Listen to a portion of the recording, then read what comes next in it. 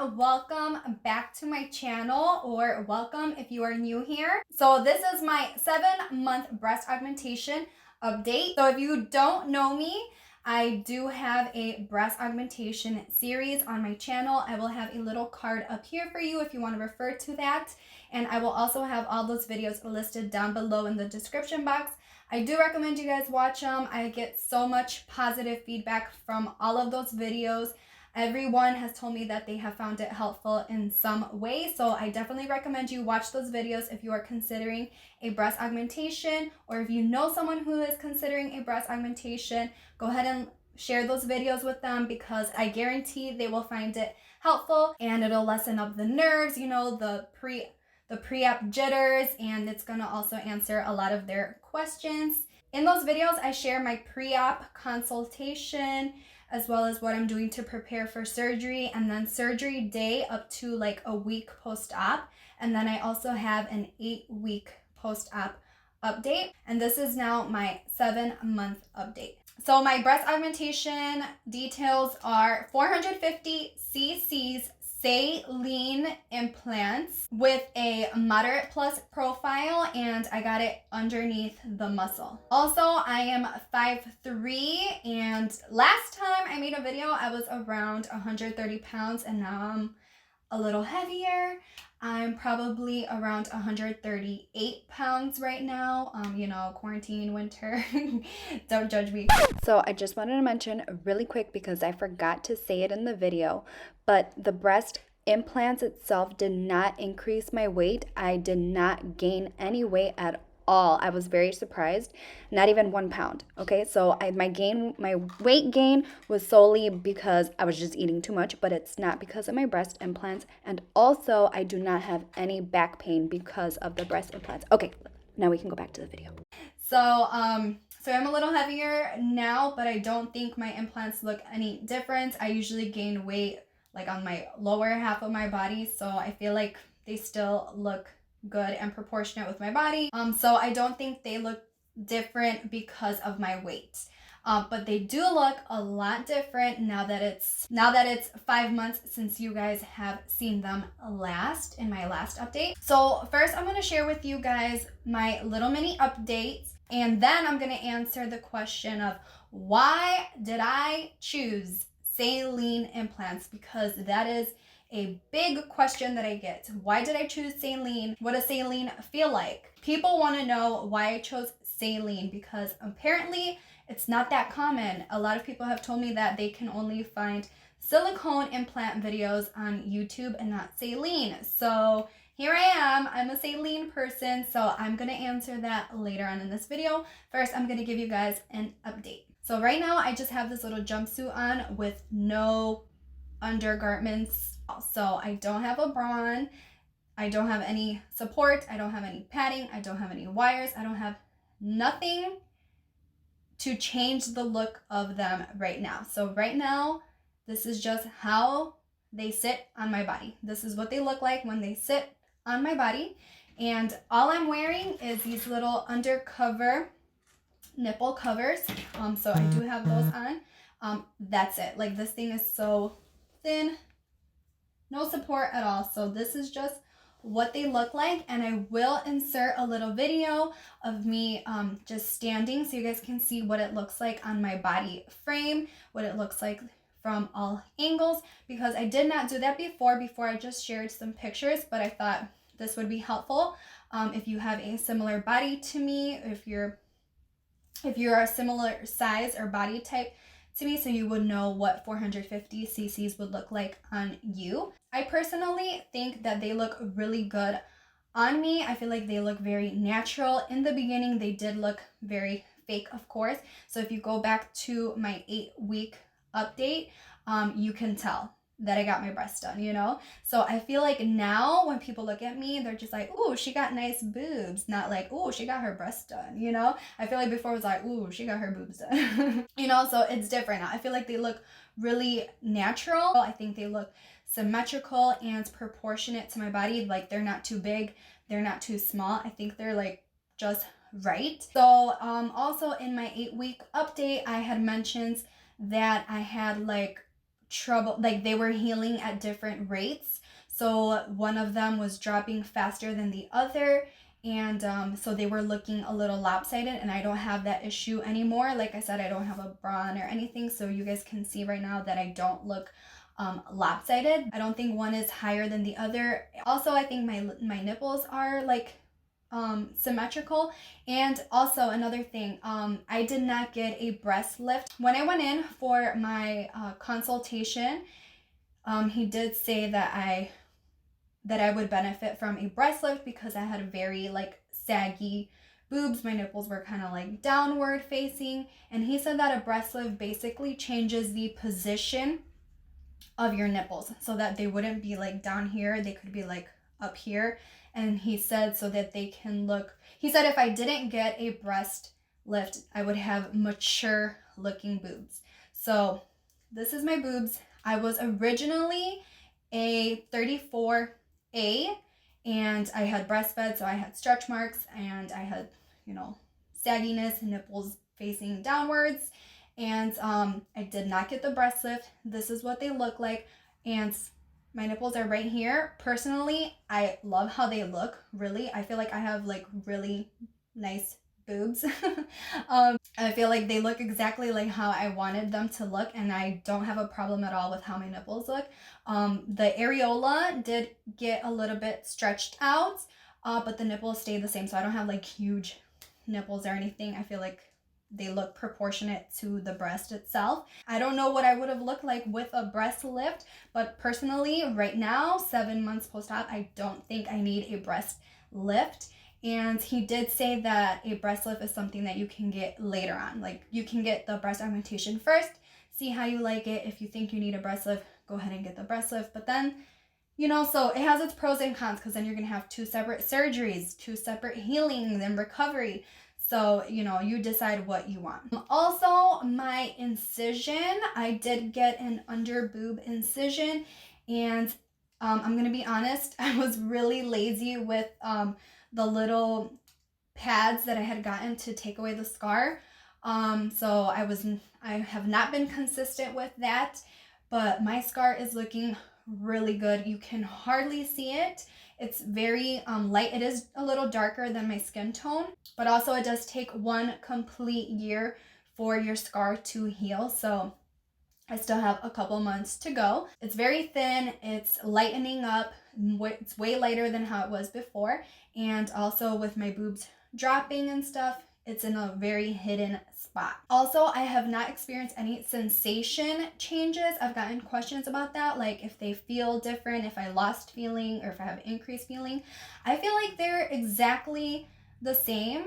I don't think I have any changes at all with sensation. Like, I have all the sensations, and I don't think I lost any or gained any. A major difference from when I was 8 weeks is the fact that they don't feel foreign anymore. So they are definitely starting to feel like a part of me.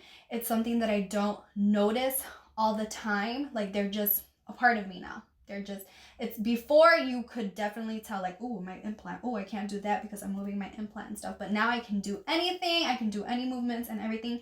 And it's like they're a part of me now. It just feels like they're a part of me. I'm not consciously thinking about the implant. I'm not consciously feeling the implant. My left one is pretty much, let's just say, a part of me. Like, I don't feel it at all. This one, this one was the one that was healing a little bit slower in the beginning, and I think it's still healing slower maybe because oh wait, or was it this one? Now I can't remember. No, this one was the one that was healing slower. Oh my god, right? Now I have to look back at the video. But anyways, I think this is the one that I had the burning sensation down here. If you want to know what I'm talking about, go watch that last video. But anyways, this one's the one that still feels a little weird sometimes, depending on a couple of movements. I do have very slight pain on this one, and it's really hard to pinpoint. I have told my doctor about it. He keeps telling me to just massage them, and if I really do think I need to get an MRI, then he will order me an MRI. But so far it's been fading. It's been going on for a couple of months, I think since like November, and it's been going away, but I still have very slight pain. And like I said, it's really hard to pinpoint. It's not like a superficial, like on the surface pain. It's like deep in there. So it's really hard to tell where it's coming from. And I only feel it like sometimes. Weird. Before, it used to hurt me a lot.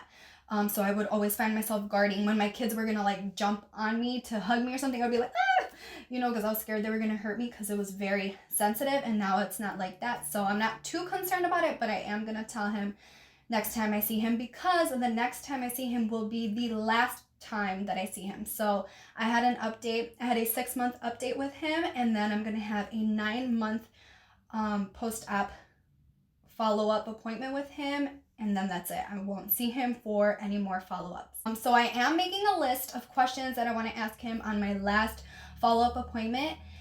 If you wanted me to ask anything, or if you think of something that I should ask him that I haven't thought about, please let me know in the comments so I can ask him those questions and then hopefully answer them for you in that next update video.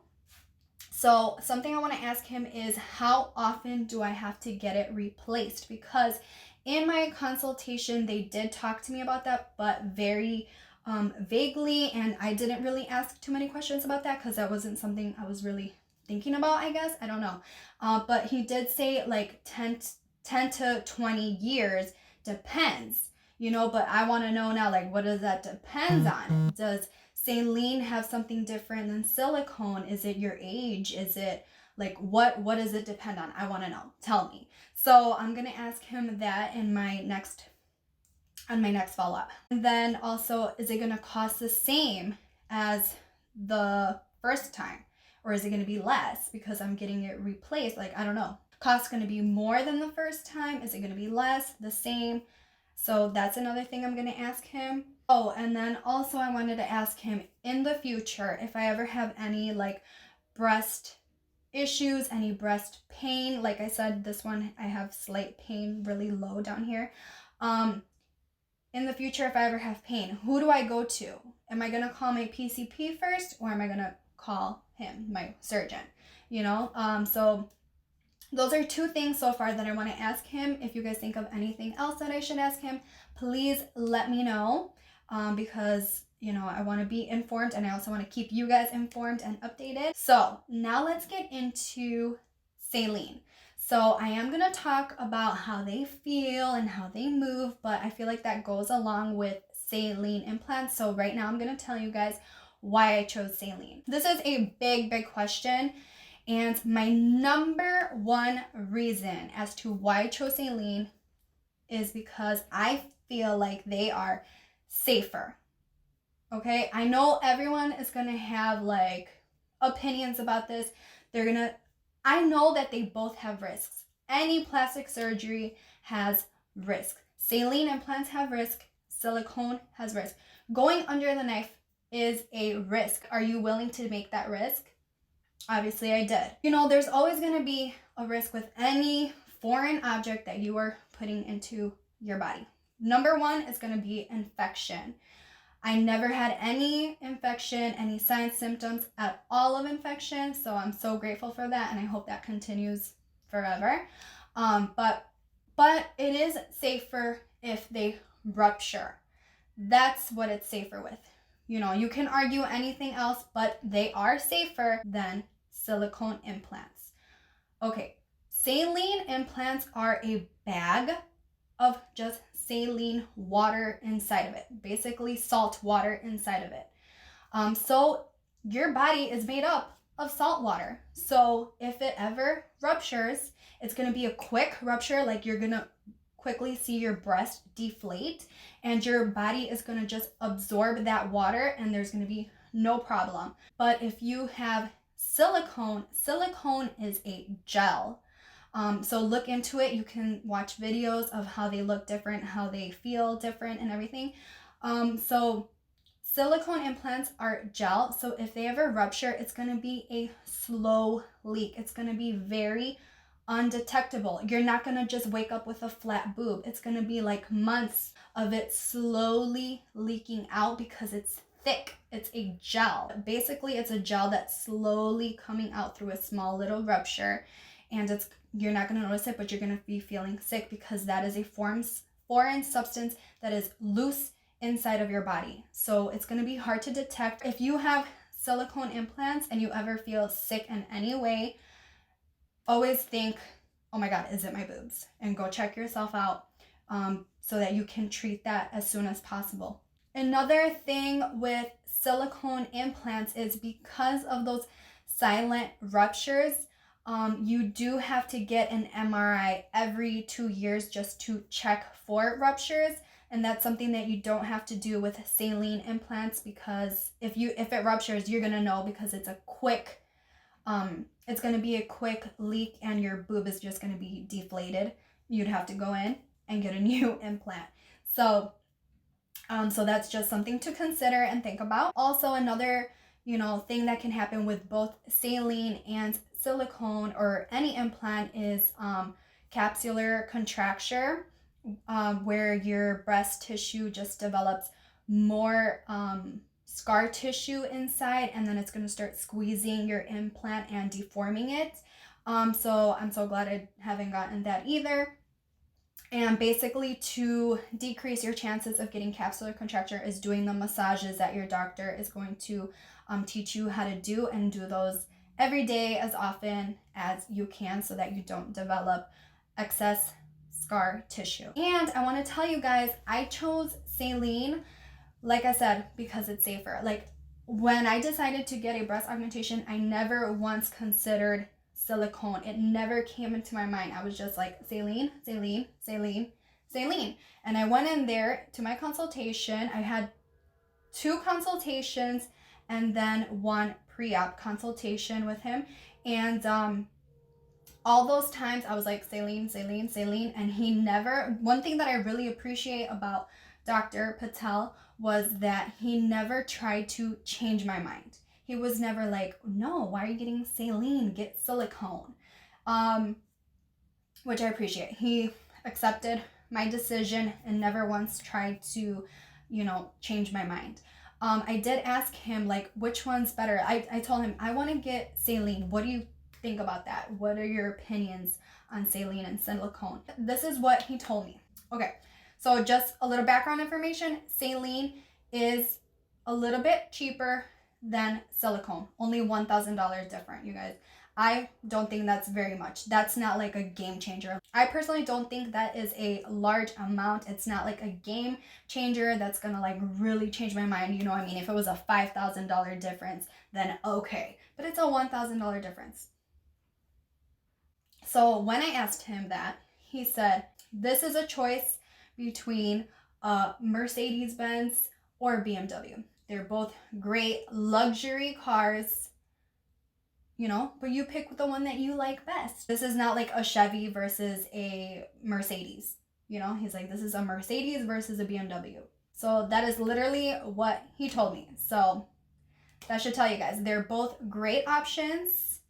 Silicone is not better than saline. They're both great options. Okay? You choose the one that you think is best for you. So when you go in for your consultation, your doctor is going to, assess you and measure you, and he's going to tell you, he's going to recommend what's best for you. You have the final decision, you have the final say, you choose what you want, but he's a medical professional and he's going to give you recommendations. So he's probably going to recommend sizes. If you're trying to go big, he's probably going to be like, oh girl, that's too big. Are you sure? And you're going to be like, yes or no. But he is going to measure you and tell you what is best for you. And also he's regarding size, like regarding cc's, also regarding the implant type. There's many different types. And also the implant profile. The profile just means how far it's going to be basically projecting off of your body. So a moderate Plus profile is what I have, and that is the most natural profile. They don't stick out too much, and they're also not flat. They are more wide. They're wider, like a little bit flat and wide, you know, so other profiles will be like sticking out more, but then they're going to be narrower right here, so it's going to be like smaller and sticking out more. So depending on your shoulders, depending on like your frame, he'll tell you which profile would look best on you. So I got moderate plus, and I like how it looks. So they also might tell you that saline is not a good option for you if you are very thin. So I am a thin person. Like I said, I don't really gain weight on my upper body, which is probably why I had small boobs to begin with, you know. I gained weight from like my belly button down. I didn't have very much breast tissue when I went in for my breast augmentation, but he didn't tell me that I wasn't okay to get saline. So I think I had enough breast tissue to get saline, even though I was a 34A. Okay, so just to let you guys know, the saline, like I said, is a bag of water, so it does have like rippling around it. Look up pictures if you don't know what I'm talking about, but basically if you are very thin, the rippling might show through your skin. And so that's why they don't recommend it. It's not gonna look flattering. And I want to tell you guys, yes, I do have a little bit of rippling. I got my breast implants underneath the muscle. So all of this up here is my muscle. So you don't see any rippling at all right here. I don't have any at all here. In the beginning, when I was first healing, right here, you could see a little bit of rippling.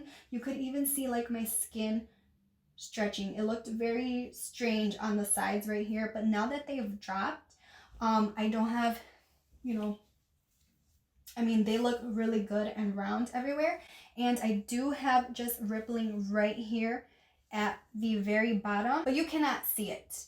If I look into the mirror, you don't see it. If you put your fingers in there, you'll feel it, but you don't see it. The last time I saw the doctor for my 6-month update, I did tell him about my rippling and stuff. He's like, well, you're a thin person, so you're gonna have rippling. And I'm like, okay. You know, so it's basically nothing I can really do besides get a fat transfer. So that's what he said. He's like, if it really, he's like, yeah, you have, you know, a little bit of rippling, but no one can see it.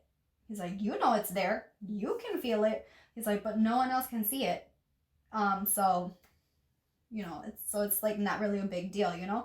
He's like, if it really bothers you that much, if you want, in the future, he's like, you can get a little bit of fat removal from the belly area and put it in there to pad it up, and then you won't have any rippling shown because you're gonna have a little layer of fat there.